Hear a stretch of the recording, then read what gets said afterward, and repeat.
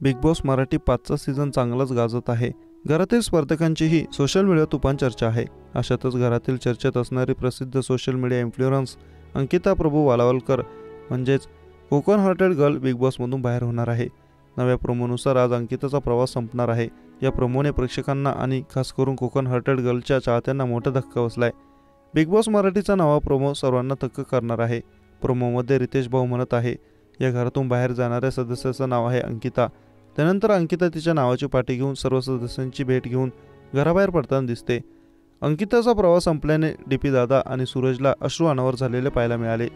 Big boss मराठीच्या घरात आता खेळाला रंगत येऊ लागले आहे। अशातच आता बिग बॉस मराठीच्या घराची पहिली कॅप्टन अंकिता प्रभू वालावलकर घराबाहेर पडणार आहे।